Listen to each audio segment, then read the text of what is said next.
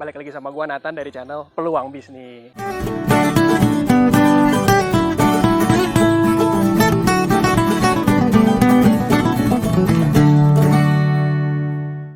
Kali ini gua lagi ada di kota Kebumen, Jawa Tengah.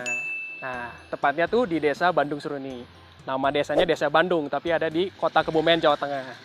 Kali ini gua akan kupas tuntas mengenai bisnis produksi peci, dari mulai proses produksi sampai ke penjualan. Dan tentunya akan ada peluang bisnis untuk teman-teman yang saat ini ingin menjadi seorang wirausaha, tapi bingung mau jualan apa. Bisnis jual beli peci ini bisa jadi alternatif pilihan teman-teman. Jadi ikutin terus video ini dari awal sampai akhir. Yuk langsung aja, let's go!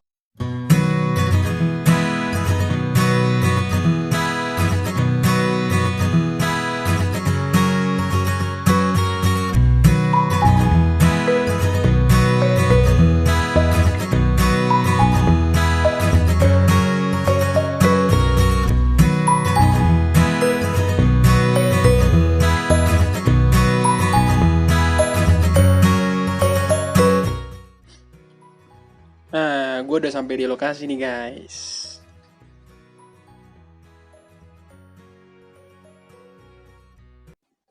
Oke teman-teman, ini sekarang saya lagi sama salah satu pengrajin peci di Desa Bandung Seruni. Sebelumnya nih, biar penonton pada kenal dulu nih, namanya siapa mas? Saya Jaka. Kalau dipanggil sih Joko kalau di desa. Oke. Cuma kalau untuk nama produk saya tulis Jaka Grosir Peci Songko, Mas. Mantap, semangat ya mas ya. Nah, Mas Joko nih, sebelumnya nih, udah berapa lama nih bisnis produksi peci ini mas? Untuk dari awal kemungkinan kurang lebih udah hampir 7 tahunan lah. 7 tahun. Produksi peci ya benar.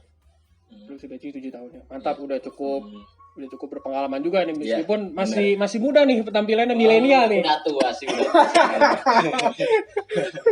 Iya mas. Nah, sebelum bertanya lebih jauh lagi nih mas ya, saya nih ada sedikit pertanyaan nih mas ya. Ini kan Siap. sebenarnya kan Desa Bandung Seruni kan pesantren ya. Tapi Bisa dikatakan pesantren karena memang di sini ada pondok deket Desa Bandung Seruni mas. Oh, ada pondok. Iya, cuma gitu ya. Banyak pondok ya. Ada. Bukan banyak pondok, cuma ada satu pondok, cuma memang agak terkenal sih kalau di tempat sini. Jadi udah semua wilayah masuk ke pondok sini. Mungkin itu yang jadi ini sih apa? Orang jadi tahu di Bandung Seruni ada pondok kayak gitu. Nah, seputar produksi peci ya mas ya. Ini saya mau nanya nih mas. Iya. Satu hari itu bisa berapa produksi peci? Kalau untuk produksi aktif, kalau untuk bisa dikatakan yang namanya badan kadang ada yang nggak sehat, kurang sehat. Kalau untuk badan sehat, fit, produksi peci bisa maksimalnya bisa memproduksi sekitar 5 kodi untuk satu orang, Mas. 5 kodi satu 5 orang. kodi sama dengan 100 biji peci, 100 biji Satu peci. orang. Oke. Mas Joko sendiri ada berapa orang nih? Kalau saya sendiri untuk pekerja penjahit saya ada 4 orang. Kalau untuk pekerja Zoom itu dikerjakan sama ibu-ibu ada sekitar 8 orang. Oh, 8 orang. Jadi 8 tambah 3 11 lah ya. Sama tukang ini packing harian 1 orang. Jadi total 12 orang ya. 12 ya benar. Luar biasa. Dengan 12 orang ini satu hari bisa berapa? Tadi kan per orang 100. Kalau untuk Maksimalnya aja pernah maksimal untuk sisi produktifnya, kalau untuk normalnya stabilnya satu hari bisa sekitar 20 kodi untuk orang-orang yang udah punya keahlian jahitnya udah oke lah, bisa kelihatan kayak gitu dengan fisik yang pas lagi sehat mas. Oke, jadi kurang lebih 20 kodi itu 400 piece lah ya. Benar. Wow, luar biasa. Satu hari guys, itu 400 piece. Masih biasa mas. Itu luar biasa sih tapi. Oke. Karena kan pekerjaan ini kan istilahnya kan manual ya, menjahit sendiri, potong sendiri. Benar. 400 piece itu luar biasa sih menurut saya. Nah mas, kalau kita kan umumnya taunya tuh peci tuh yang Bung Karno itu, yang umum yang polos, hitam. Nah sebenarnya tuh peci itu ada berapa macam sih mas? Kalau yang setahu saya ada peci kalbut, terus peci rajut, Rambut rajut, terus asagova. Asagova. Udah kayaknya itu aja sih, Oke. setahu saya sih. 3 itu ya. Nah, kalau Mas Joko sendiri paling banyak memproduksi ini di sini, memproduksi dan jual peci jenis apa deh? Kalau saya sendiri khususnya di bidang peci songko, selain peci songko, saya ini apa? Nggak memproduksi sama sekali.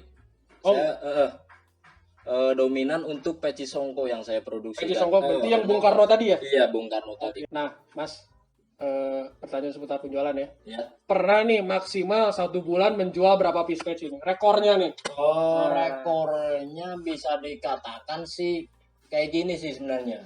Yang namanya peci musimnya laku ada, musimnya sepi ada. Bisa dikatakan musimnya ramai ada, musimnya sepi ada. Jadi pas kalau musim sepi bisa dikatakan penjualan memang nggak stabil. Cuma kalau untuk penjualan pas musim ramai bisa menjangkau 1 bulan bisa kirim sekitar taruhlah 500 kodi untuk 1 bulan itu sendiri pas musim ramainya. 500 kodi pernah itu ya? Pernah. Mantap, luar biasa. Itu seputar penjualan ya. Nah, berikutnya mengenai penjualan lagi nih Mas ya. Pernah nggak sih, kan saya lihat nih kalau misalnya pejabat-pejabat seperti menteri gitu atau presiden itu kan pasti pakai peci itu ya kalau di foto itu ya. Iya betul, iya. Nah pertanyaannya nih, pernah nggak Mas jual ke pejabat, nggak harus pejabat negara, pejabat mungkin pejabat Kebumen, apa pernah nggak Mas Joko tahu peci Mas Joko ini dipakai sama pejabat itu? Kalau untuk orang-orang tertentu semacam orang yang disebutkan tadi sama Mas Nathan, kayaknya sih belum. Cuma kalau untuk wilayah di luar sana, kemungkinan peci saya udah banyak yang make. Iya, seperti orang-orang tertentu kayak semacam dipakai sama bupati mungkin. Kita kan nggak tahu, soalnya pemasaran udah lumayan luas sih Mas. Oh iya. Kayak gitu. Karena bayangkan aja 500 kodi guys satu bulannya. Jadi kadang bingung juga ya, ini peci dari mana ini gitu kan. Orang saya aja kadang nggak tahu Mas, ini penjualan sampai kemana, sampai ke pelosok mana, istilahnya. Kadang saya aja nggak mengenali peci saya yang dipakai orang mana nih. Iya. Ternyata ini produk saya. Ini yang dipakai orang-orang tertentu, semacam kayak orang-orang penting. Makanya peci saya kayak gitu Mas. Iya. Bisa kemungkinan kayak gitu. Bisa mungkin ya, bener sih, karena udah banyak juga ya itu ya. Banyak sih, udah banyak, lumayan. Mas, sebelumnya nih mengenai penjualan ini saya penasaran tadi nih. Nah, kalau peci itu musim ramainya kapan aja? Musim ramainya saya nggak bisa mengatakan Mas, karena yang namanya rezeki kita nggak tahu Mas. Bener, jadi prediksi kita musimnya sepi kok kadang ada rezeki. Saya anggap ramai Mas. Bener. Cuma prediksi saya insya Allah, orang saya Islam, insya Allah biasanya di bulan-bulan menjelang musim puasa. Iya, mau itu ada kendala semacam apa, kayak sekarang ini musim virus, pandemi, tetap peci alhamdulillah masih ada kebagian rezeki lah Mas. Masih ada yang beli, masih banyak yang belinya ya. Benar. Kalau Mas Joko nih, tadi kan udah seputar penjualan nih ya. Nah, sekarang nih masuk ke peluang bisnisnya nih Mas. Untuk penonton-penonton di sini. Pertama nih ya, bisa nggak, misalnya nih yang nonton nih, ada orang dari mana lah gitu ya, dari mana aja, dia ingin nih ya sama Mas Joko nih, istilahnya itu sekolah atau les atau belajar lah sama Mas Joko, dia bayar belajar bikin peci sama Mas Joko, itu Mas Joko saat ini terima nggak? Kayaknya kalau menurut saya kayak gini Mas, kalau misal niatnya pengen belajar, saya terima, istilahnya ya dia biar punya pengalaman, tapi kalau saya untuk dibayar untuk dia belajar di sini kayaknya saya enggak. Oke. Tetap saya sukarela, silakan masuk. Wah, luar biasa. Kenapa kok bisa gitu? Ini kan rahasia turun-temurun Mas ini. Enggak sih, kalau menurut saya tetap yang namanya proses bikin peci kayaknya sama aja sih Mas, kalau untuk peci songko. Kayaknya sih sama, insya Allah sama. Cuma kalau untuk rezeki mau dia misal bikin peci sendiri yang dahulunya belajar sama saya, terserah, rezeki orang kan masing-masing. Luar biasa ya. Salut ya sama dia. Oke, yang kedua nih ya, itu tadi mengenai belajar. Jadi boleh-boleh aja nih kawan-kawan ada yang mau belajar ya. Iya. Nah, cuman untuk peluang bisnis berikutnya nih ya. Misalnya nih ada penonton di sini pingin jadi distributor. Dia pingin bikin peci apa namanya? Modelnya tuh gimana dia terserah dia. Misalnya tingginya, lalu ada coraknya tuh gimana permintaan dia. Terus request ke Mas Joko itu dibikinin nggak? Bisa banget mas. Kalau Bisa banget ya? Iya, bisa banget. Kalau untuk ukuran tinggi, mau tinggi berapa?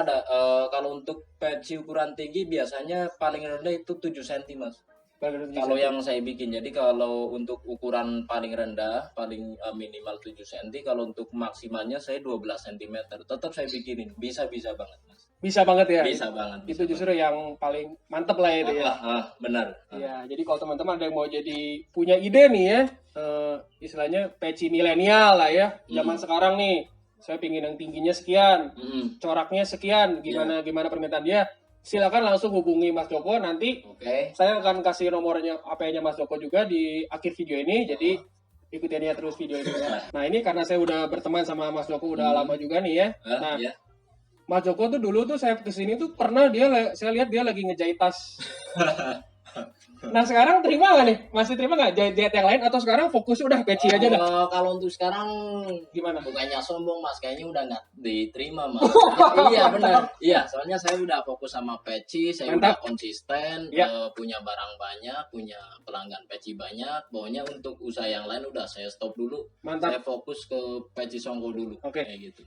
Jadi kita fokus di peci nih. Jadi kalau ada teman-teman yang ingin punya ide bisnis mengenai peci lah ya, khususnya peci lah, nanti hubungi Mas Joko langsung. Ya. Kayak nomor WhatsApp juga ada ya, jadi ada mas. Ada. Siap. Nanti akan saya cantumkan di videonya ya. Siap. Jadi sekian aja video kali ini. Mas Joko, terima kasih banyak. Oke, mas. Teman-teman yang udah nonton, makasih banyak. Thank you.